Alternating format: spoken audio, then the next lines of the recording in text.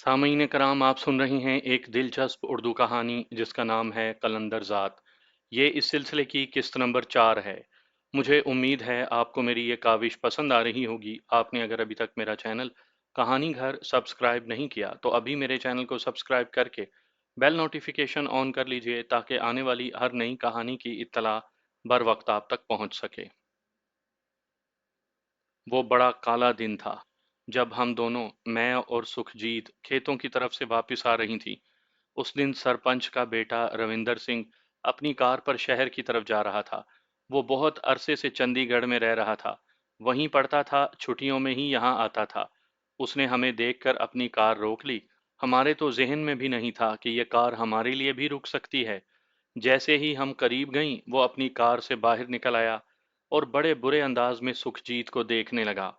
हम चुपचाप वहां से गुजर जाना चाहती थी कि उसने सुखजीत का बाजू पकड़ लिया और साथ ही उसने कोई फजूल बात की जिसे सुखजीत बर्दाश्त नहीं कर सकी। उसने घुमाकर थप्पड़ उसके मुंह पर दे मारा। शायद उसके जहन में भी नहीं था कि सरपंच के बेटे को ऐसे रद्द-ए-अमल का सामना करना पड़ेगा। वो गुस्से में पागल हो गया। उसने दस्त दराजी करना चाही, लेकिन सुखजीत उसके काबू कहाँ आने वाली थी।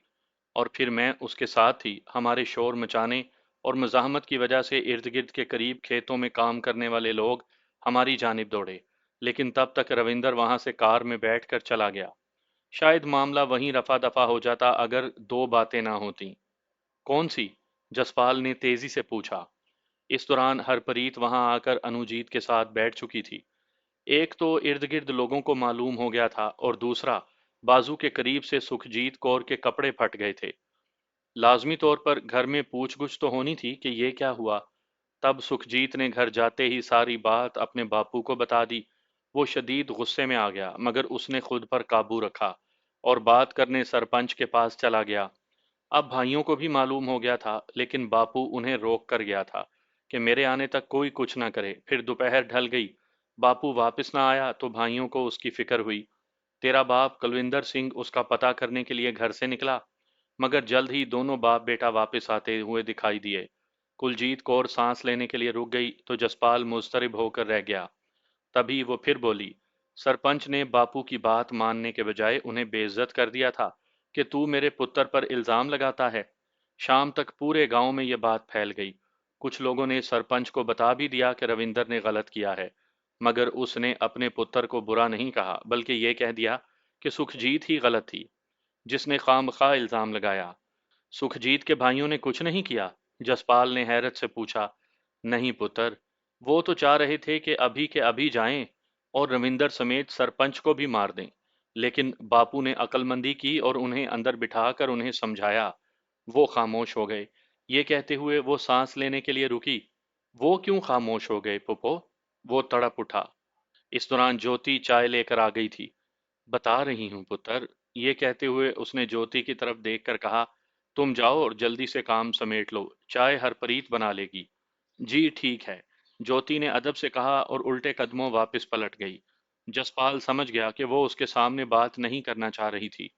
बापू अगले दिन सुबह साथ वाले गांव चला गया ताकि सुखजीत की जहां मंगनी हुई थी उन्हें कह दे कि वो सुखजीत को ब्याह ले जाएं। उनका लड़का जालंधर में सरकारी नौकरी करता था। उन्होंने चंद दिन ही में सुखजीत को ब्याहा और वो अपने घर की हो गई। अब सारे भाई इंतजार करने लगे कि कब रविंदर गांव में आता है। सुखजीत से दस्त दराजी करने के ठीक 2 माह के बाद रविंदर गांव आया तो सारे भाइयों ने मिलकर रविंदर को पकड़ लिया। मुझे भी साथ लिया और उस जगह चले गए जहां रविंदर ने दस्त दराजी की कोशिश की थी। वहां लेकर उन्होंने रविंदर को इतना मारा कि उसके जिस्म की हड्डियां टूट गईं। दोनों हाथ तोड़ दिए, फिर उसे ले जाकर गांव के चौराहे पर फेंक दिया। सरपंच ने कोई रद्द-ए-अमल? उसने पूछते हुए अपने सामने पड़ा चाय का मग उठा लिया। उसने अपने बंदे भेजने के बजाय पुलिस भेज दी थी, मगर उससे पहले ही तेरा बापू कुलविंदर सिंह थाने चला गया। उसने वहां जाकर ये कबूल किया कि रविंदर को उसने मारा है। सरपंच ने अपने असरो रसूख की वजह से पुलिस भेजी, लेकिन वो किसी को पकड़े बगैर वापस चली गई। तेरे दादा ने तो सब कुछ पहले ही सोचा हुआ था। एक दिन के बाद तेरे बापू की जमानत हो गई। वो घर आ गया। अब अदालत में मुकदमा ही चलना था। दूसरी तरफ दादा ने सरपंच को धमकी लगा दी थी کہ اب उसकी बारी है, उसे यूं ही मारना है और गांव के चौराहे में अपाहिज करके फेंकना है। बात बढ़ गई, गांव का गांव दादाजी की तरफ हो गया। यहां तक कि सरपंच को मुकदमा वापस लेकर माफी मांगना पड़ी और मामला वक्ती तौर पर दब गया। बहरहाल रविंदर को अपाहिजों की तरह बनाकर उन्होंने अपना बदला ले लिया था। फिर क्या हुआ? उसने पूछा। तकरीबन 1 साल तक कोई बात नहीं हुई और सन 84 की बैसाखी आ गई। मेरी शादी भी हो गई थी और मैं उस गांव में रह रही थी। तेरे बापू की शादी भी हो चुकी थी और तू पैदा हो चुका था। उस बरस तेरा बाप दरबार साहब तेरी मन्नत उतारने गया था और फिर लौट कर वापस नहीं आया। इंदिरा हुकूमत ने बहुत बड़ा जुल्म कर दिया था। तेरे सारे घर वाले तेरे बाप की तलाश में थे। कुछ समझ में नहीं आ रहा था कि क्या किया जाए। सिख नौजवानों को पकड़ पकड़ कर मारा जा रहा था। कोई इस डर से भी बाहर नहीं निकलता था कि पता नहीं वापसी हो भी या नहीं। यहाँ तक कि इंदिरा गांधी का कत्ल हो गया। फिर जो सिखों पर बारी आई, वो याद करके ही रोंगटे खड़े हो जाते हैं। क्या भारी पड़ी? उसने तजस्सुस से पूछा। हम सुन रहे थे कि घर घर तलाशियां ली जा रही हैं, लोगों की पकड़ धकड़ हो रही है। उन्हीं दिनों में अचानक एक रात इस गांव को भी फौज ने घेर लिया। मुझे उस वक्त यकीन हुआ जब वो हमारे घर में दाखिल हुए और अनुजीत के बापू को पकड़ कर ले गए। उस वक्त अनुजीत इस दुनिया में आने वाला था। मेरी हालत इतनी ठीक नहीं थी, मगर मैं हिम्मत करके बाहर निकली ताकि अपने बापू को बता दूं। वहां जाकर पता चला कि मेरे बापू और भाइयों समेत सबको पकड़ कर ले गए हैं। फिर मैं तुम लोगों के घर की तरफ गई ताकि तेरे दादा से मदद लूं, मगर वहां भी सारे घर के मर्दों को पकड़ कर ले गए थे। तेरी माँ, चाची, ताइयां रो रही थीं। अचानक गांव के बाहर से फायरिंग की आवाजें आने लगीं। हम तड़प उठी कि ना जाने क्या हो गया है। तेरी माँ और ताइयां तैयार हो गईं कि जाकर मालूम करती हैं। उसने तुझे मेरी गोद में दिया और वो दोनों पता करने बाहर चल पड़ी। हम तीनों अभी दालान पार करके बाहर वाले फाटक से निकली ही थी कि सामने से एक जत्था आता हुआ दिखाई दिया। हम फौरी तौर पर तो ना समझ सकीं, लेकिन वो तेरे बाप और दादा को गलीज गालियां निकाल रहे थे। उस वक्त ना जाने क्यों मुझे अंदाजा हो गया था कि ये हवेली पर हमलावर होंगे। मैं तुझे लेकर सामने वाले घर में घुस गई। तेरी माँ और ताई वापस पलटकर फाटक बंद करने लगी थीं, लेकिन ना कर सकीं। फायरिंग हुई और दोनों वहीं ढेर हो गईं। फिर मैं देख तो कुछ ना सकी, लेकिन हवेली से फायरिंग की आवाजें, चीखों पुकार उभरती रही। फिर हवेली को आग लगा दी गई। मर्दों के अलावा औरतें और बच्चे अंदर थे। सबको जला दिया गया। हवेली को आग लगे सब ने देखी, लेकिन किसी ने आग बुझाने की हिम्मत नहीं की। मैं परेशान थी, तू बिलख रहा था। मैं वापस घर चली गई। वहीं तुम्हें अपनी गोद में समेट कर वाहे गुरु को याद करती रही, उससे मदद मांगती रही। फिर क्या हुआ? जसपाल ने हौले से पूछा। होना क्या था? गांव से जितने भी मर्द पकड़कर वो ले गए थे, उन्हें गांव से बाहर सड़क पर ले जाकर गोली मार दी थी। उन पर दहशतगर्द होने का शक था। उसमें अनुजीत के बापू भी। कुलजीत कौर कहते कहते रुक गई। फिर काफी देर तक उससे बोला नहीं गया। सॉरी फूफो, जसपाल ने मग मेज पर रखते हुए कहा। इस दौरान कुलजीत कौर ने खुद पर काबू पा लिया था, इसलिए खुद को संभाल कर बोली। वो रात कयामत की रात थी। मेरे घर के सहन में मेरे शोहर की लाश रखी हुई थी। मेरी गोद में अनजाना बच्चा और खुद मैं। मेरी माँ के घर मेरे बापू और भाइयों की लाशें। हवेली जलकर धुआं दे रही थी। वहां सब खत्म हो चुके थे। गांव के कई घरों में यही कयामत टूटी थी। कौन किसको संभालता? सुबह हुई तो गांव के लोग आना शुरू हो गए। मुझे याद रहा तो बस सुखजीत कौर का चेहरा। वो आई तो उसने सब कुछ संभाल लिया। उसका शौहर बहुत समझदार बंदा था। उसने सब की आखिरी रसूमात अदा की और तुझे लेकर अपने गांव चले गए। उस वक्त कुलजीत कौर यूं हो गई जैसे अब उससे बोलना बहुत मुश्किल हो जाएगा। उसकी आंखें भीग गई थी। तभी अनुजीत बोला। बेबे, आगे बताओ ना। अब जसपाल के सारे सवालों का जवाब दो। बताती हूँ पुत्र। उसने यूं कहा जैसे अपने अंदर की सारी हिम्मतें जमा कर रही हो। फिर सुखजीत कौर अपने शौहर के साथ चंद दिन के बाद आई। उसने मुझे बताया कि वो कनाडा जा रहे हैं और फिर मेरा उनसे बहुत अरसे तक राबता ना हुआ। लेकिन सुखजीत कौर के ससुर ने मेरी बड़ी देखभाल की। उसने मुझे अपनी बेटी बना लिया। मैं रही तो यहीं ओगी पिंड में, लेकिन मेरा ख्याल वही करते रहे। फिर फुप्पो सुखजीत कौर से आपका राबता कब हुआ? जसपाल ने बहुत सोचकर सवाल किया। कोई 3-4 साल बाद। वो खुद तो यहाँ नहीं आना चाहती थी, لیکن اپنی ساری زمین اور جائیداد میرے نام کرنا چاہتی تھی۔ ہمارے درمیان یہ تکرار سال بھر چلتی رہی۔ میں نے اس کا جو کچھ تھا یہاں پہلے ہی سنبھالا ہوا تھا۔ اس میں سکھجیت کے سسر نے میری بہت مدد کی۔ چند سال پہلے ان کا دیہانت ہو گیا ہے۔ کلجیت کور کافی حد تک سنبھل گئی تھی، لیکن انہوں نے مجھ سے تو کبھی ذکر نہیں کیا تھا، جسپال سنگھ نے کہا۔ وہ نہیں چاہتی تھی کہ تم کبھی بھی بھارت واپس آؤ۔ وہ تم سے یہ سب کچھ چھپا کر رکھنا چاہتی تھی۔ ادھر میری کوشش بھی تھی کہ جس کی امانت ہے اسے مل جائے۔ پتر، یہ گھر، یہ زمینیں، یہ سب تمہاری ہیں۔ تم ان کے مالک ہو، ہم تو محض امانت سنبھالے بیٹھے ہیں۔ میں نے ہی انوجیت سے کہا تھا کہ وہ کسی طرح تم سے رابطہ کرے۔ یہ اس رابطے کا نتیجہ ہے کہ تم یہاں پر ہو۔ یہ سب سن کر جسپال سنگھ کچھ دیر خاموش رہا، پھر بڑے ہی ٹھہرے ہوئے انداز میں بولا، ایک سوال ہے پھوپھو۔ فوج نے گاؤں کے مرد مارے۔ وہ سمجھتے تھے کہ یہ خالصتان کے حامی ہیں اور فوج کے نزدیک دہشت گرد ہیں، لیکن گاؤں کے دوسرے گھروں کو جلایا نہیں گیا۔ اس بے دردی سے ان کے گھروں کو تباہ نہیں کیا گیا، ان کی عورتوں اور بچوں کو نہیں مارا گیا۔ ہمارے ساتھ ہی ایسا کیوں؟ سرپنچ کی وجہ سے، انہوں نے سکون سے کہا۔ ساکہ 84 کے بعد لوگوں نے اپنی دشمنیاں بہت نکالی۔ سرپنچ نے فوج کو گاؤں میں موجود ان لوگوں کے نام پتے بتا دیے جو کسی نہ کسی حوالے سے خالصتان تحریک کے حامی تھے۔ یہ فوج اور حکومت کا سرپنچوں پر دباؤ بھی تھا، لہٰذا جہاں انہوں نے خالصتان کے حامی سکھوں کے نام بتائے، وہاں ان لوگوں کے نام بھی بتا دیے جن سے وہ کسی نہ کسی حوالے سے دشمنی رکھتے تھے۔ گاؤں کے گاؤں اجڑ گئے۔ حکومت نے وقتی طور پر تو قابو پا لیا، مگر سکھ نسل کو کچل کر رکھ دیا۔ یہ اب تک سنبھل نہیں پائے۔ میں سمجھ گیا پھوپھو، اب آپ آرام کریں، باقی باتیں صبح ہوں گی۔ اچانک ہی جسپال اٹھ گیا تو باقی سب بھی اٹھ گئے۔ اس وقت جسپال کو خود پر قابو پانا بہت مشکل ہو رہا تھا۔ ساری رات میرے بدن سے ٹیسیں اٹھتی رہیں۔ رات گئے بدن ٹھنڈا ہونے پر کئی جگہوں سے درد اگایا تھا۔ میری ماں دیسی ٹوٹکے آزماتی چلی جا رہی تھی۔ درد کی ہر اٹھتی ہوئی ٹیس کے ساتھ میرے اندر نفرت ابلتی جا رہی تھی۔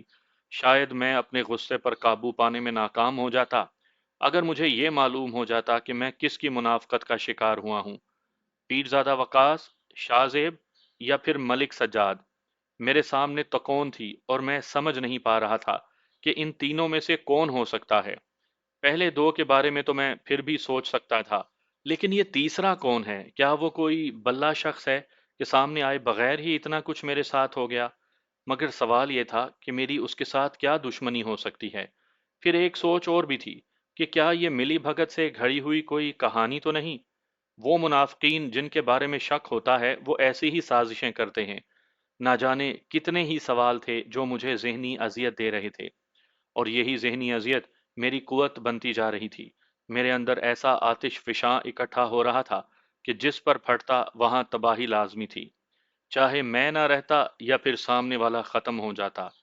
ہمارے گاؤں کا واحد ڈسپینسر کرم علی مجھے کچھ دوائیاں دے گیا تھا جن سے مجھے تھوڑا بہت فرق پڑا تھا۔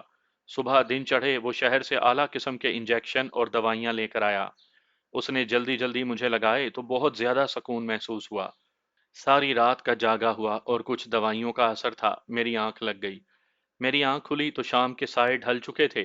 مجھے شدید بھوک کا احساس ہوا۔ میری ماں میرے سرہانے ہی بیٹھی تھی۔ میں نے کچھ کھانے کو مانگا تو وہ کچن میں چلی گئی اور میں منہ ہاتھ دھو کر واپس چارپائی پر آ کر بیٹھا۔ میں کھانا کھا چکا تو ذہن کو ذرا سکون ملا، تب پھر وہی تکون میرے ذہن پر حاوی ہونے لگی جسے میں نے جھٹک دیا۔ خواہ مخواہ دماغ کھپانے کا کوئی فائدہ نہیں تھا۔ جب تک ان تک پہنچنے کا کوئی راستہ نہیں ملتا میں اندھیرے ہی میں تھا۔ میں ٹامک ٹوئیاں مارنا نہیں چاہتا تھا۔ انہی لمحات میں سونی چھم سے میرے خیالوں میں اتر آئی۔ اس کے چہرے کے نقوش، بولتی ہوئی آنکھیں، لفظوں کو مٹھاس بخش دینے والے رسیلے ہونٹ اور جذبات کو گدگدا دینے والا تراشیدہ بدن میری نگاہوں میں گھوم گیا۔ وہ چند دن مزید یہاں رہنا چاہتی تھی، مگر کیوں؟ یہ احساس جسم میں ایک لذت آگہی لہر دوڑا دینے کے لیے ہی کافی تھا۔ میں سونی کے خیالوں میں گم تھا کہ کسی کے آنے کی آہٹ پر میں نے دیکھا۔ دروازے کی چوکھٹ میں اشفاق عرف چھاکا کھڑا تھا۔ وہ میری جانب عجیب سی نگاہوں سے دیکھ رہا تھا۔ آ اوے چھاکے، ادھر کیوں کھڑا ہے؟ ادھر آ بیٹھ۔ میں نے اس کی طرف دیکھ کر مسکراتے ہوئے کہا۔ وہ خاموشی سے میرے پاس بیڈ پر ہی آ کر بیٹھ گیا۔ وہ यकटुक मेरी तरफ देखे चला जा रहा था। तब मैंने पूछा, ऐसे क्या देख रहा है? मैं ये देख रहा हूँ जमाल कि तू किन चक्करों में पड़ गया है। जिंदगी में पहली बार पुलिस तेरे घर पर आई और तुझे पकड़ कर ले गई। ये कैसा अजीब इत्तेफाक है। उस दिन तूने बंदे जख्मी करके भगाए, वो सोहनी तेरे घर में थी। ये इतना सब कुछ एक ही दिन में हो गया। ये क्या है सब? यार तेरे सामने ही है सब कुछ, मैंने आम से लहजे में कहा तो वो बड़े गंभीर लहजे में बोला, नहीं, मैं मानता ही नहीं। कोई ऐसा चक्कर है जिसे तू हमें बताना ही नहीं चाहता। तू अब इतना खुद सर हो गया है कि दोस्तों को भी नजरअंदाज कर दिया।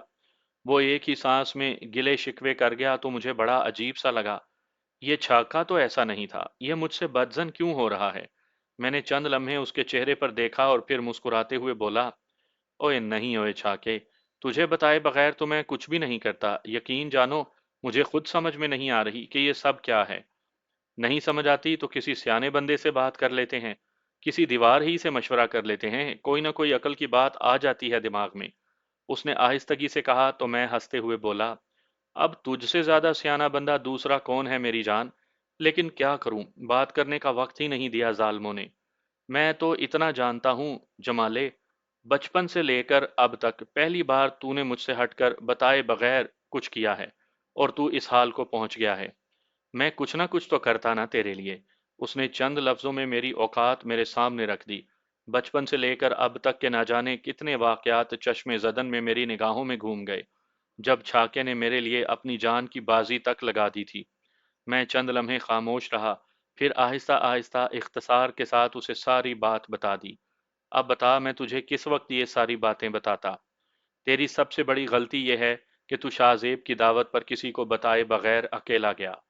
क्या तू नहीं जानता कि इस दफा पहली बार मेले में लड़ाई हुई है? मतलब शाहजेब के दिमाग में कुछ था, जो वो अपना लश्कर तैयार करके वहां गया। मुझे भी दावत दी गई थी, मैं तो उनके साथ नहीं गया। मुझे जरूरत ही नहीं उनकी चाकरी करने की। मैं हैरान हूं कि तूने किस मकसद के लिए उसकी दावत कबूल की। छाके के लहजे में दबा दबा गुस्सा था। उसकी हैरत बजा थी। मेरा शाहजेब की दावत कबूल कर लेने में मेरा अपना मकसद था, मगर मेरी मजबूरी ये थी कि मैं अपना मकसद छाके ही को क्या, अपने साये को भी नहीं बता सकता था। मेरे मकसद की कामयाबी उसे राज ही में रखने से थी। यही मेरी कुवत थी और यही मुझे बनाने संवारने और मेरी तरबियत कर देने वाली अनदेखी ताकत थी। बस यूं ही यार, उसने मुझसे कहा और मैंने हाँ कर दी। फिर मैं चला गया। अब देखो, अगले ही दिन उनका मकसद सामने आ गया। मैंने छाके को मुतमईन करने की कोशिश की। यार, जिस तरह पुलिस वालों के बारे में मशहूर है ना कि उनकी दोस्ती भी बुरी और उनकी दुश्मनी भी बुरी, उसी तरह इन जागीरदारों, वडेरों और सियासतदानों की दोस्ती और दुश्मनी दोनों ही बुरी हैं। ये इंसान खा जाते हैं। वोटों की सियासत करते करते ये इंसानों की किस्मत से खेलने लगते हैं। क्या तुझे नहीं पता? उसने काफी हद तक जज्बाती होते हुए कहा। तब मैंने उसे थोड़ा ठंडा करने के लिए कहा, चल यार, गलती हो गई, माफ कर दे। अब बता, बाकी किधर हैं? आए नहीं? मैंने उससे दोस्तों के बारे में पूछा। अब नहीं आएंगे वो, अभी कुछ देर पहले ही अपने अपने घरों को गए हैं।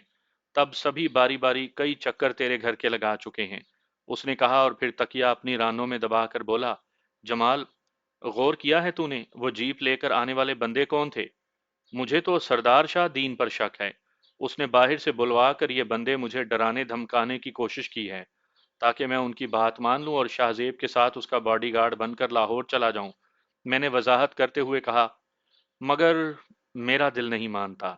ये कहकर वो चंद लम्हे मेरी तरफ देखता रहा, फिर मुझे खामोश पाकर वो कहता चला गया, मैं ये मानता हूं कि सरदार शाहदीन एक मुनाफिक सियासतदान है। उससे कुछ भी तवक्को की जा सकती है। वो घटिया से घटिया काम भी कर सकता है, लेकिन अपनी ही लो में कम से कम तेरे साथ ऐसी दुश्मनी नहीं कर सकता। क्यों? क्यों ऐसा क्यों नहीं कर सकता? वो सियासतदान ही नहीं होता जो अपने मुखालफिन को जड़ से ना उखाड़ फेंके। उसने मेरी सलाहियतों को इस्तेमाल करने की नाकामी पर सोचा होगा कि ये किसी दिन उसके खिलाफ भी इस्तेमाल हो सकती हैं। सो उसने फौरन ही, तुम गलत ट्रैक पर सोच रहे हो। तुम्हारी बंदा परखने की सलाहियत किधर गई यार? क्या तुम नहीं जानते कि सरदार शाहदीन उस वक्त तक मुखालिफ को कुछ नहीं कहता जब तक वो उसे नुकसान पहुंचाने के दर पे ना हो जाए? उसकी ये खूबी है जिसे मानना चाहिए। आज नहीं तो कल आने वाला वक्त बता देगा कि यह हमला शाहदीन ने नहीं करवाया। उसने तेजी से समझाने वाले अंदाज में कहा। तब मैंने तजस्सुस से पूछा, तो फिर और कौन हो सकता है? सोच, और जितना चाहे सोच ले। इस हमले के पीछे ना सरदार शाहदीन है और ना ही पीरजादे हैं। तीसरा अगर कोई है तो उसका सिरा पता मेले के उस पंडाल में है। चूंकि ये सब मेरे ध्यान में नहीं था, इसलिए मैं भी तुम्हारी तरह अंधेरे में हूं। तू सोच और वो सिरा तलाश कर, फिर उस तीसरे तक पहुंच जाना मुश्किल नहीं होगा। छाके ने गहरी संजीदगी से कहा तो मैं चौंक गया। उसकी बात 100% दुरुस्त थी। मेरे दिल को लगी थी। पहले मेरा ध्यान इस तरफ गया ही नहीं था। एकदम से वो मेला, उसमें सजा हुआ पिंडाल मेरी निगाहों के सामने वाजिया हो गया। चंद लम्हे गौर करते रहने के बावजूद मुझे कुछ समझ में नहीं आया। तब मैंने उलझते हुए कहा, यार मुझे नहीं लगता कि वहां कुछ हो। ये जो हंगामा वहां पर हुआ है, उसमें किसी की क्या मंसूबाबंदी थी? शाहजेब अगर अपना लाव लश्कर बनाकर ले गया था, तो ये कौन सा नया या अनोखी बात थी? हर साल ऐसे ही होता है। इस बार उसने मुझे दावत दी और तेरी वजह ही से वो वहां से बचकर निकलने में कामयाब हो गया। क्या तुझे मालूम है कि वो वहां से कब निकला? जख्मी कौन उठा कर लाया? तुझे तो ये तक मालूम नहीं कि बंदे कितने जख्मी हुए हैं। उसने भड़कते हुए कहा, फिर एक तवील सांस लेकर बोला, खैर, मैं नहीं कहता कि तू अभी अपने दिमाग पर बोझ डाल। सुकून से तन्हाई में बैठकर ऐसे किसी तीसरे के बारे में सोच। ये हंगामा वहां से शुरू हुआ है, तो उन हमला आवरों का सुराग भी तुझे वहीं से मिलेगा। छाके ने मुझे समझाने वाले अंदाज में कहा, फिर बात बदलकर वो थाने में होने वाले वाक़े के बारे में कुरेद कुरेद कर पूछता रहा। हम काफी देर तक बातें करते रहे, यहाँ तक कि करम अली डिस्पेंसर आ गया। उसने मेरी तबीयत पूछी। मैंने उसे बताया तो बोला, अभी तेरे सिर्फ एक इंजेक्शन मजीद लगना है। दवाई खाकर वो इंजेक्शन लगवा ले। सुबह तक तू बहुत बेहतर हो जाएगा। बाकी ये अंदरूनी चोटें हैं, पूरी तरह ठीक होने में चंद दिन तो लगेंगे। चल फिर लगा दे इंजेक्शन, दवाई मैं खा चुका हूँ, मैंने कहा तो वो दांत निकालते हुए बोला, अंदर चल वहां लगाता हूँ। इंजेक्शन लगने के बाद तुझे नींद आ जाएगी। तू बेफिक्र हो जा, मैं इधर ही हूँ। दरवाजे लगाकर छत पर सो जाऊंगा, तू जा अंदर। छाके ने कहा तो मैं उठकर अंदर चला गया। मैं वाकयातन बेफिक्र हो गया था। मुझे यह अच्छी तरह मालूम था कि वो छत पर सोएगा नहीं, बल्कि पूरी रात जाग कर पहरा देगा। सुबह जब मैं बेदार हुआ तो अभी सूरज नहीं निकला था। हस्बे मामूल अम्मा जाए नमाज पर बैठी हुई थी।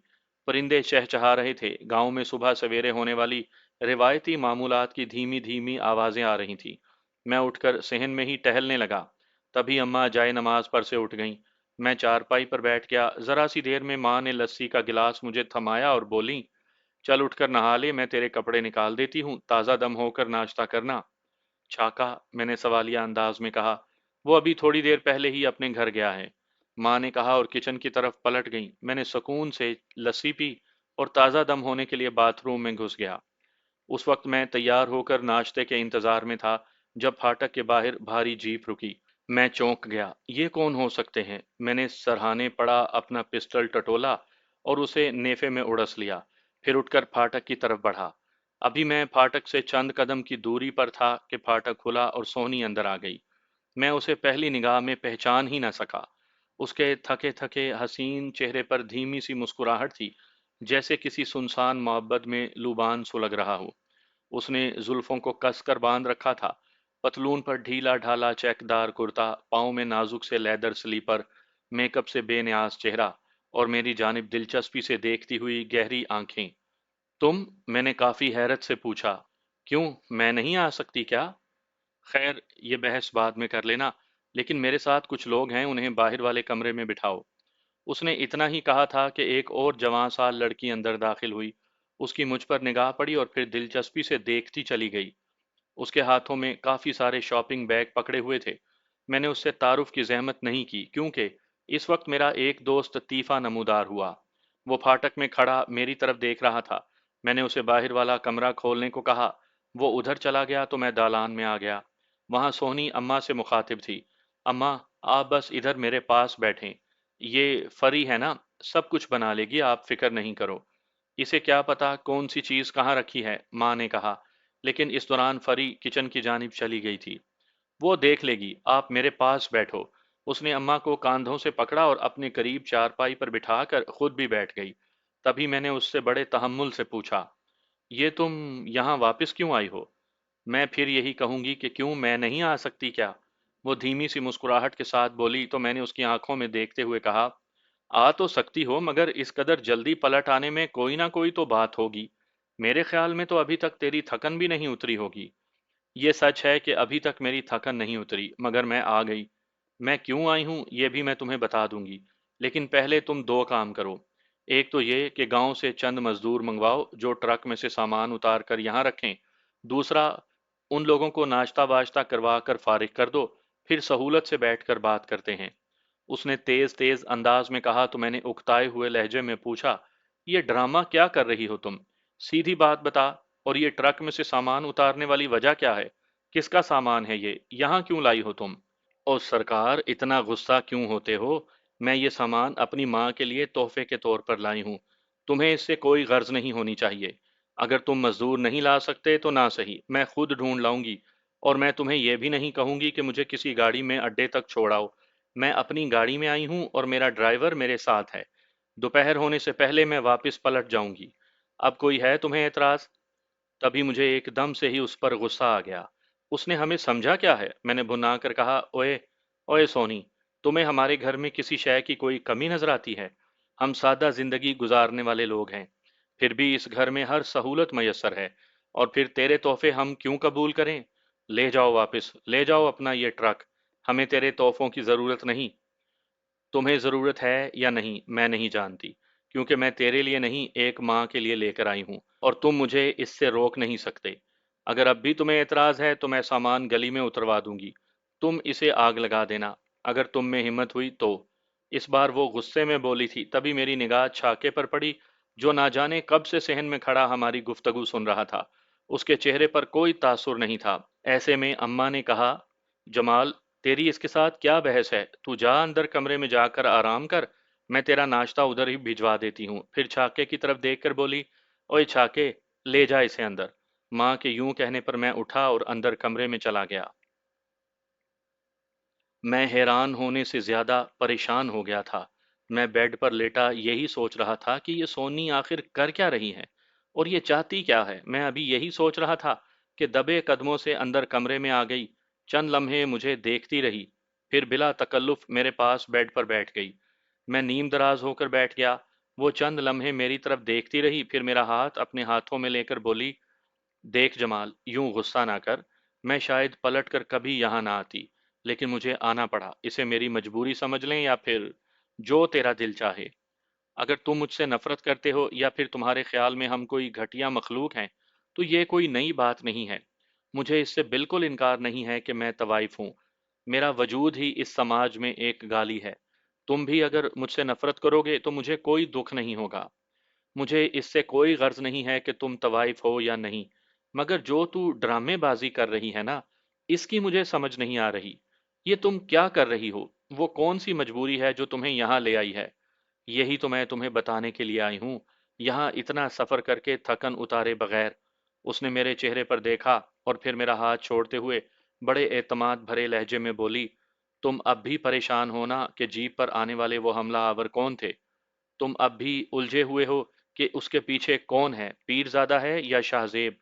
ایسا کچھ نہیں ہے، یہ دونوں ہی نہیں ہیں۔ تو پھر کون ہے وہ؟ میں نے تیزی سے بیڈ کی ٹیک چھوڑتے ہوئے پوچھا، حالانکہ اس دوران میرے بدن سے کئی جگہوں پر ٹیسیں اٹھی تھیں۔ وہ جو کوئی بھی ہے تم اسے چھوڑو۔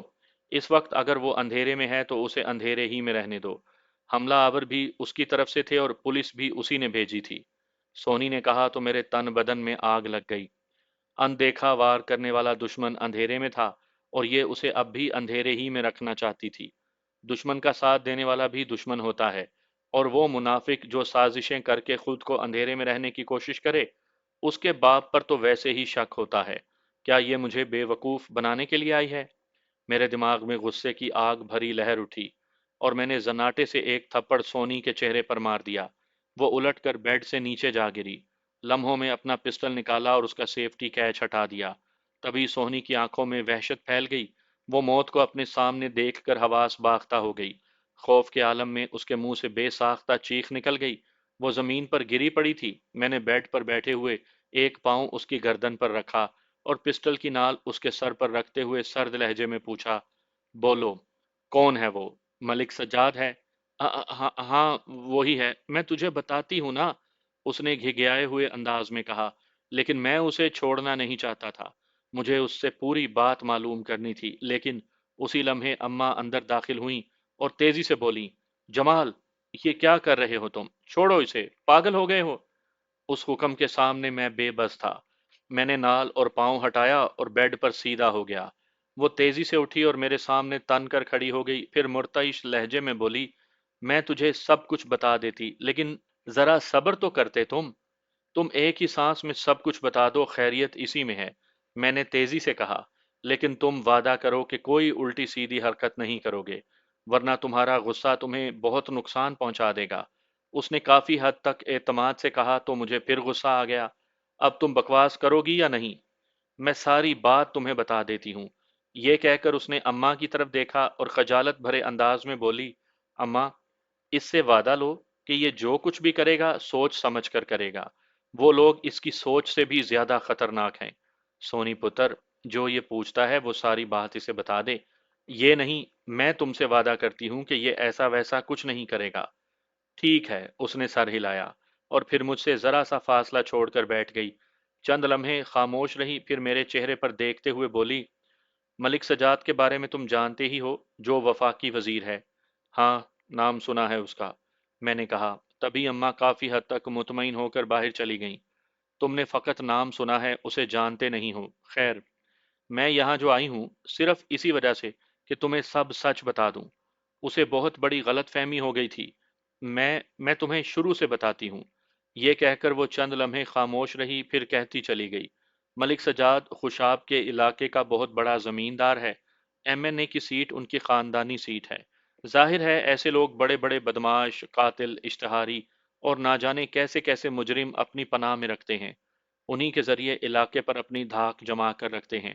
لیکن وہ جو بھی ہے، میرا عاشق ہے، مجھ پر جان دیتا ہے، میری ماں نے مجھے اس کے ہاتھ بیچ دیا ہے، لیکن ابھی اس نے میری نتھ نہیں کھولی۔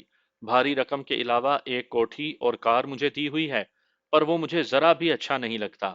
میرے پاس ہوتا ہے تو مجھے ابکائی آتی ہے۔ میں اس سے جان چھڑانا چاہتی ہوں، اس لیے اسے قریب نہیں لگنے دیتی۔ ماں سے بھی کہہ دیا ہے کہ وہ اسے سب کچھ واپس کر دے۔ تم اس کے قصیدے ہی پڑھتی رہو گی یا پھر بات بھی بتاؤ گی؟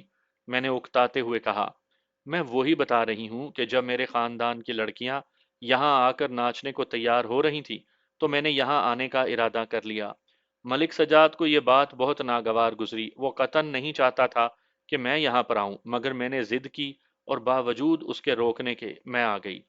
اس نے میرے پیچھے بندے بھیج دیے کہ مجھے اٹھا کر لے جائیں۔ اب یقیناً ان کا داؤ نہیں چلا یا پھر ان کی ہمت نہیں پڑی، وہ مجھے اغوا تو نہ کر سکے، مگر جب پنڈال میں تم لوگوں کی لڑائی ہو گئی، فائرنگ ہوئی، تو میں وہاں سے نکلی۔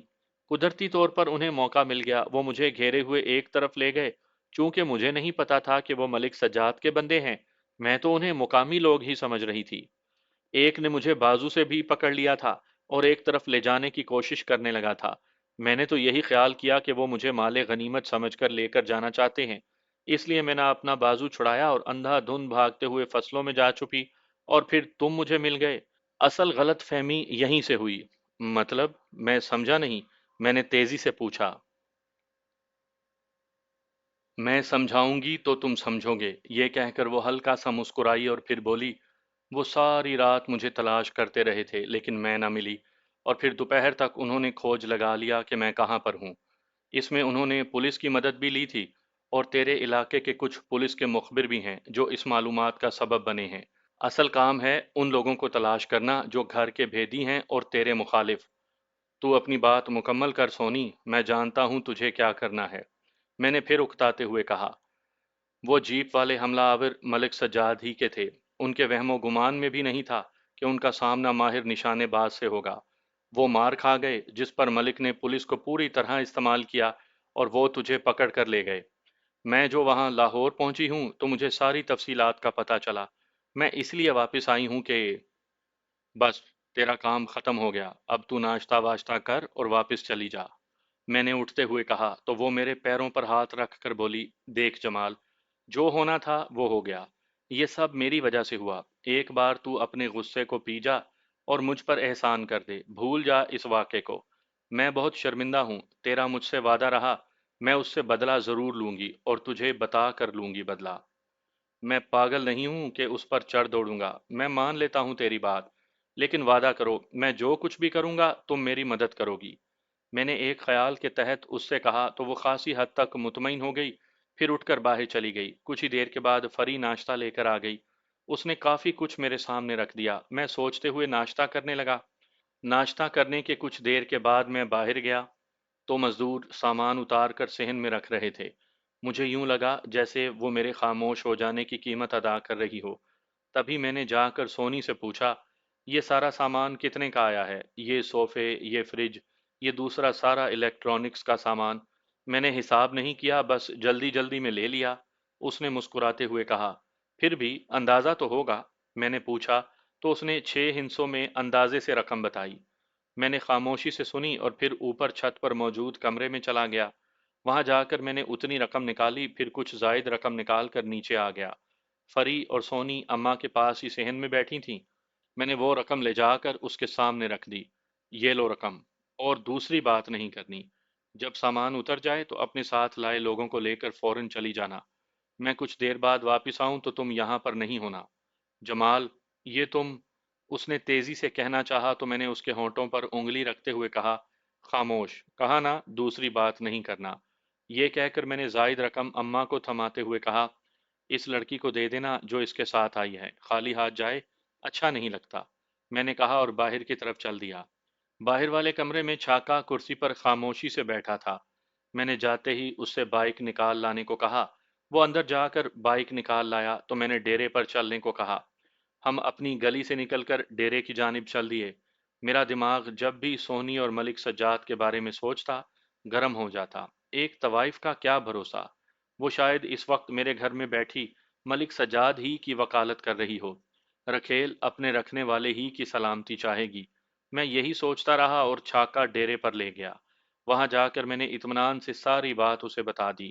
وہ ساری بات سن لینے کے بعد کافی دیر تک سوچتا رہا، پھر آہستگی سے بولا، جمال، یہ تو سچ ہے کہ معاملے کو ٹھنڈا کر کے ہی دیکھا جائے، لیکن پہلے مخبروں کی خبر لیں، باقی بعد میں دیکھیں گے۔ اس نے کہا تو میں کافی حد تک پرسکون ہو گیا۔ میں بھی اسی نہج پر سوچ رہا تھا۔ صبح کی طلائی کرنیں اپنا آپ زمین پر نچھاور کر رہی تھیں۔ جسپال سنگھ کوٹھی کی چھت پر کھڑا دور تک پھیلے ہوئے کھیتوں کو دیکھ رہا تھا۔ اوائل فروری کے دنوں میں گندم کی فصل سے زمین سبز دکھائی دے رہی تھی۔ کہیں کہیں کوئی دوسری فصل اپنے گہری یا کم گہری رنگت کے باعث الگ سے نظر آ رہی تھی۔ مشرق میں دور تک کھیت ہی تھے، جبکہ مغرب کی جانب اوگی کا گاؤں تھا، جو بہت زیادہ پھیلا ہوا لگ رہا تھا۔ اس کی آنکھ اس وقت کھل گئی تھی جب سورج نہیں نکلا تھا۔ وہ بستر میں پڑا نہیں رہ سکا۔ اس نے منہ ہاتھ دھویا اور چھت پر چلا آیا۔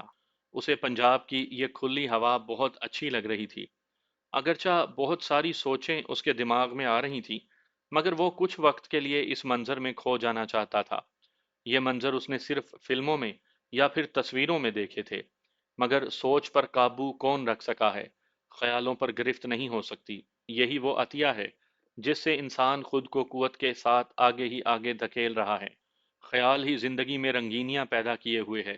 وہ ان منظروں میں کھویا ہوا تھا، مگر لاشعوری طور پر سوچتا جا رہا تھا کہ بھارت کی سرزمین پر قدم رکھتے ہی اس کے لیے حیرت ہی کے در واہ ہوئے تھے۔ ایک ہی دن میں انکشاف در انکشاف نے اسے پوری جان سے ہلا کر رکھ دیا تھا۔ بھارت کی سرزمین پر اس کے ساتھ ایسا بھی ہوگا، یہ اس نے سوچا بھی نہیں تھا۔ اب گولڈن ٹیمپل میں تو وہ ماتھا ٹیکنے گیا تھا۔ اس کا ارادہ تھا کہ جو کچھ اس نے آج تک وہاں کے بارے میں سنا ہے، تصویروں یا فلموں میں دیکھا ہے، وہ سب اپنی آنکھوں سے دیکھے گا۔ لیکن اس کے ساتھ ہوا کیا؟ وہ وہاں پر جو کچھ بھی اس کے ساتھ ہوا، وہ خود ہی جانتا تھا۔ اس کی وضاحت وہ کسی کو کر نہیں سکتا تھا۔ اس خیال کے آتے ہی وہ پھر سے اپنی کیفیت کو محسوس کرنے لگا تھا۔ انہی لمحات میں اس کے اندر یہ سوال ابھرا کہ آیا وہ اپنی ان کیفیات کے بارے میں کسی کو بتائے یا نہیں؟ اسے کچھ سمجھ میں نہیں آ رہی تھی۔ ہاں، مگر وہ یہ ضرور سمجھ رہا تھا کہ اسے اشارہ ہوا ہے۔ اس نے یہاں پر کیا کرنا ہے اور کیسے کرنا ہے، ایک طرح سے اپنے خیالوں، خواہشوں اور امیدوں کی تائید مل گئی تھی۔ اس کے لاشعور میں کہیں نہ کہیں یہ تھا کہ جس طرح اس نے اپنا مقصد چھپا کر رکھا ہے اس اشارے کو بھی اپنے تک رکھے، اور اگر واحد گرو نے چاہا تو خود ہی ایسی صورتحال پیدا ہو جائے گی جس میں اس راز کو افشا کرنا ضروری ہوگا۔ اور پھر جیسے ہی وہ گاؤں میں داخل ہوا تو انوجیت کے بارے میں انکشاف ہو گیا۔ وہ اس کے اتنا قریب بھی ہو سکتا ہے، جب تک وہ اس گاؤں میں نہیں پہنچا تھا اسے گمان بھی نہیں ہوا تھا کہ وہ اتنے قریب لوگوں کے ہاں جا رہا ہے۔ اس کی ملاقات ایسی ہستی سے بھی ہو جائے گی جس کے باعث اسے نئی زندگی ملی تھی۔ اگر اس رات کلجیت کور اپنے گھر سے نکل کر ان کی حویلی کی طرف نہ جاتی تب وہ بھی دوسرے سب کے ساتھ آگ میں جل گیا ہوتا۔ اگرچہ زندگی دینے اور لینے والا وہی مالک ہے جس نے پیدا کیا، تاہم اس دنیا میں رب نے اپنے بندوں ہی کے ذریعے سب کچھ کروانا ہوتا ہے۔ پھپھو سکھجیت نہیں چاہتی تھی کہ وہ دوبارہ بھارت آئے، لیکن وہ آ گیا۔ انوجیت کے بارے میں وہ یہی سمجھتا رہا تھا کہ اس نے انوجیت کو دوست بنا کر رکھا ہوا ہے، حالانکہ اس نے خود اسے تلاش کر کے اس کے ساتھ نیٹ دوستی رکھی ہوئی تھی۔ اپنی شیر خارگی کے دور سے لے کر اب تک اگر وہ سوچے تو اس میں سے کیا نکلتا ہے کہ وہ دائرے کا پابند ہے اور پھر سے وہیں آن کھڑا ہوا ہے جہاں سے وہ 28 برس پہلے چلا تھا۔ اب اس کے پاس کیا تھا؟ آگ کے سوا اس کے من میں کچھ بھی نہیں تھا۔ انتقام کی بھڑکتی ہوئی آگ، لیکن وہ لوگ دکھائی نہیں دے رہے تھے جن سے اس نے بدلہ لینا تھا۔ یہ سب کیسے ہوگا؟ یہی سوال اس کے لیے سب سے بڑی اہمیت رکھتا تھا۔ سب سے پہلے اسے ان لوگوں کو تلاش کرنا تھا، ان کے بارے میں معلومات ہی سے وہ آگے بڑھ سکتا تھا۔ اس کا آغاز کہاں سے کرے؟ کیا انوجیت اس قدر بھروسے مند آدمی ہے؟ کیا اس میں اتنا حوصلہ اور جرأت ہوتی کہ وہ اس پر اعتماد کر کے سب کچھ بتا دے؟ کیا وہ اس کا بہترین ساتھی ثابت ہو سکتا ہے؟ کیا وہ... آپ ادھر ہیں؟ میں ادھر کمرے میں دیکھ رہی تھی۔ ہرپریت کور کی آواز نے اسے خیالوں سے باہر لا پھینکا۔ تبھی اس نے گھوم کر دیکھا، سفید لباس میں میک اپ سے بے نیاز چہرہ، کھلی زلفوں کے ساتھ وہ سراپا سوال بنی اس کے سامنے تھی۔ چونکہ وہ سیڑھیاں چڑھ کر آئی تھی اس لیے ہلکے ہلکے لرزتے وجود سے وہ اپنی تیز سانسوں کو قابو میں کرنے کی کوشش کر رہی تھی۔ معصوم سا حسن سیدھا اس کے دل میں اترتا چلا گیا۔ تبھی اس نے خود پر قابو پاتے ہوئے کہا، بس ایسے ہی یہ منظر دیکھنے یہاں چھت پر آ گیا تھا۔ شاید تمہیں معلوم نہیں میں پہلی بار یہ نظارے دیکھ رہا ہوں۔ اس نے عجیب سے لہجے میں اس کے چہرے پر دیکھتے ہوئے کہا تو وہ شوخی سے بولی، ویسے میرے لیے بڑی عجیب سی بات ہے کہ ان کھیتوں کے نظارے آپ کو اتنے اچھے لگ رہے ہیں۔ ظاہر ہے ہم نے تو ہوش سنبھالتے ہی انہیں دیکھا ہے، مگر آپ نے نہیں۔ یہ تو فطری سی بات ہے نا ہرپریت، جس کے پاس جو چیز جتنی زیادہ ہوتی ہے وہ اس کے لیے اتنی ہی بے اہمیت ہوتی ہے۔ جسپال نے عام سے انداز میں کہا تو پھر وہ اسی شوخی سے بولی، لیکن سب چیزوں کے بارے میں ہم ایسا نہیں کہہ سکتے۔ مثلاً دولت، زیادہ تر لوگ یہی چاہتے ہیں کہ ان کے پاس زیادہ ہو، اور اس کی اہمیت بھی بہت ہوتی ہے۔ کسی کا پیار جتنا زیادہ ہوگا اتنا ہی اچھا ہے۔ تم ٹھیک کہتی ہو، اس نے اداس ہوتے ہوئے کہا۔ اچھا آپ ناشتہ کر لیں، اور اگر آپ کو یہاں بہت اچھا لگ رہا ہے تو میں ناشتہ یہیں لے کر نہیں، اتنا سب کچھ یہاں لاؤ گی؟ چلتے ہیں، اس نے جلدی سے بات کاٹتے ہوئے کہا۔ چلیں پھر آئیں۔ یہ کہتے ہی وہ الٹے قدموں پلٹ گئی۔ وہ بھی اس کے پیچھے لپکا۔ وہ اس کے آگے آگے سیڑھیاں اتر رہی تھی۔ وہ اسے غور سے دیکھ رہا تھا۔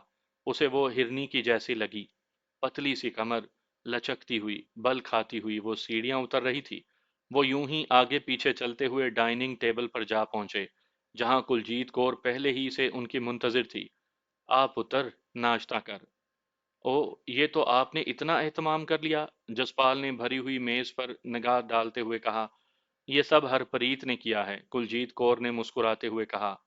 میں نے تو سوچا پتہ نہیں دیسی ناشتہ پسند کرے نہ کرے، اس لیے ولایتی بھی بنا دیا، اب جو دل کرے۔ وہ مسکراتے ہوئے بولی تو جسپال نے بیٹھتے ہوئے کہا، پھپھو، ادھر وینکوور میں پھپھو سکھجیت زیادہ تر یہی دیسی ناشتہ کرواتی تھیں، اور جس دن چھٹی ہوتی تھی تو دیسی کھانے پکاتے رہتے اور کھاتے رہتے۔ ہاں دل کی بڑی اچھی تھی سکھجیت، میرے تو ساری زندگی وہ کام آئی۔ اب یہی دیکھ لو، جو ہم اتنے سکون سے رہ رہے ہیں یہ سب اسی کی وجہ سے ہے۔ اس نے... پھپھو، یہ انوجیت کہاں ہے؟ ابھی تک اٹھا نہیں؟ جسپال نے واضح طور پر کلجیت کور کی بات سنی انسنی کرتے ہوئے کہا تو وہ چند لمحے خاموش رہی۔ سمجھ گئی تھی کہ وہ اس کی یہ بات سننا نہیں چاہتا، پھر بولی، اٹھ تو وہ کافی دیر پہلے سے ہی گیا ہے، وہ کسرت کرتا ہے، ابھی تیار ہو کر آتا ہی ہوگا، جا بلا لا ویر کو۔ جی بیبے۔ हरप्रीत ने कहा और अनुजीत को बुलाने चल दी। नाश्ता बहुत खुशगवार माहौल में किया गया। अनुजीत काफी खुश दिखाई दे रहा था। उन्होंने चाय खत्म की और दोनों उठकर बाहर लॉन में आ गए। धूप खासी चढ़ आई थी मगर अच्छी नहीं लग रही थी, इसलिए वो कुर्सियां उठाकर पोर्च के साथ दालान में आ बैठे। इतने में हरप्रीत भी उनके पीछे ही आ गई। वो भी कुर्सी उठाकर उन्हीं के पास आ बैठी।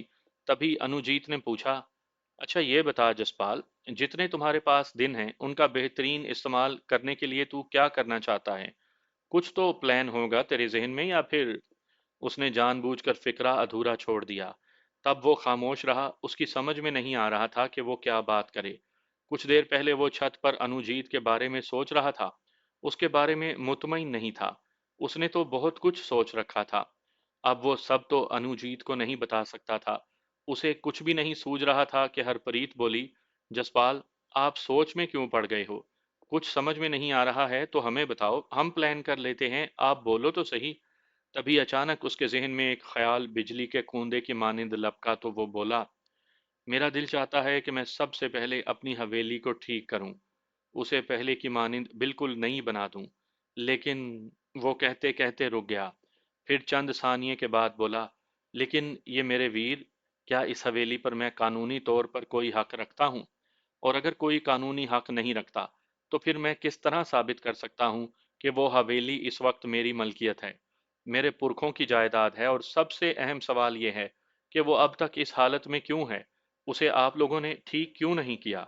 यहाँ नई कोठी बनाने के बजाय वहां क्यों नहीं रहे? वो एक ही सांस में कई सवालात कर गया। अनुजीत बड़े सुकून से सुनता गया, फिर उसी सुकून से बोला, कौन कहता है कि तुम कानूनी तौर पर उस हवेली के वारिस नहीं हो? कल जब थाने में बात हुई, वो कहना चाहता था कि अनुजीत उसकी बात काटते हुए बोला, वो गलत कहता था क्योंकि वो बंदा ही ठीक नहीं था। और फिर तुम्हारी इत्तला के लिए बता दूं कि रात किसी ने उसे गोली मार दी है और वो अब इस दुनिया में नहीं रहा। मतलब मार दिया? कत्ल हो गया वो? तुझे कैसे पता? जसपाल ने तेजी से पूछा। हाँ भाई, मार दिया, वो था ही इस काबिल, अनुजीत ने सुकून से कहा। क्यों? वो फिर हैरत से बोला। मैं तुम्हारी इस क्यों का क्या जवाब दूं? लेकिन फिलहाल हम वो बातें कर लें जो तुमने कही हैं, वो बोला। अच्छा कहो, जसपाल ने कहा। जब तुम पैदा हुए थे तो तुम्हारा इंदराज यहाँ हो गया था। वही पुराना अंग्रेजों वाला निज़ाम। चौकीदार के रजिस्टर में तुम्हारा नाम है, जो तहसील में भी दर्ज है। तुम्हारी फुप्पो सुखजीत के शोहर यानी तुम्हारे फूफा ने वो कागज बनवाए थे, जो बाद में बेबे को दे दिए थे।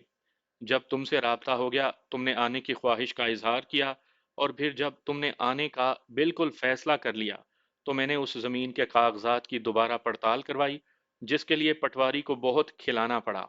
शायद आजकल में वो तुमसे मिलने के लिए आए भी। खैर, शजरा बना। तुम्हारे दादा की वरासत अब तुम्हारे नाम बोल रही है। तहसीलदार के सामने सिर्फ तुम्हें पेश होना है। मैंने तमाम कागजात तैयार कर लिए हैं। तहसीलदार को सिर्फ ये दरखास्त गुजारनी है कि तुम जिंदा हो और अपने दादा की वरासत के हकदार हो। बस ये सारी जायदाद तुम्हारे नाम होगी। अगर तुम चाहो तो इसकी शुरुआत आज ही से कर देते हैं। तुम बेहतर समझते हो अनुजीत के क्या करना है। ठीक है, ये अब मेरी जिम्मेदारी है कि मैंने क्या करना है। और अब सुनो कि वो हवेली ऐसे ही क्यों पड़ी है। हाँ, वो बताओ मुझे, जसपाल ने दिलचस्पी से कहा और अनुजीत की तरफ हमातन गोश हो गया। वो चंद लम्हे खामोश रहा, फिर कहता चला गया, जब तक सरपंच जिंदा रहा उसने उस हवेली को ऐसे ही रहने दिया। बेबे ने एक बार कोशिश की थी कि उसकी सफाई सुथराई करवा कर उसे रंगो रोगन करवा दिया जाए, लेकिन उसने रोक दिया। हवेली को रंगो रोगन करवाने की ख्वाहिश तुम्हारी फुप्पो ने की थी।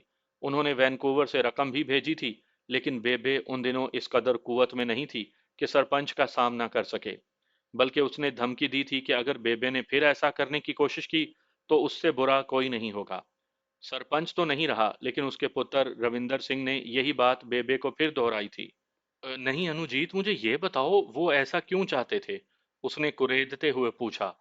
उनका कहना था, बल्कि कहना है, कि इस हवेली को इबरत के निशान के तौर पर इसी गांव में ऐसा ही रखना है, ताकि लोगों को ये याद रहे कि सरपंचों से मुकाबला करने वाले का अंजाम क्या होता है, और लोग उससे सहमे हुए रहें। तो ये बात है, जसपाल ने हंकारा भरते हुए कहा। फिर चंद लम्हों के बाद पूछा, अच्छा अनुजीत, मुझे ये बताओ कि सरपंचों का खानदान कितना है, और इस वक्त वो कितने ताकतवर हैं कि लोग उनसे सहमे हुए रहें? روندر سنگھ اس وقت ایم ایل اے ہے، اس کا زیادہ تر وقت یا تو دلی میں گزرتا ہے یا پھر امرتسر۔ یہاں وہ کبھی کبھار آتا ہے، اس کی بیوی اور بچے ادھر ہی رہتے ہیں۔ مطلب بیوی تو ادھر ہی ہے لیکن اس کے 3 بیٹے ہیں، ایک چنڈی گڑھ میں اپنا بزنس کرتا ہے، دوسرا اس کے ساتھ ہی امرتسر میں ہے، اور تیسرا یہاں زمینداری کرتا ہے، یہاں کی سیاست دیکھتا ہے اور سرپنچی کرتا ہے، اور وہ اکالی دل کا بڑا سرگرم رکن ہے۔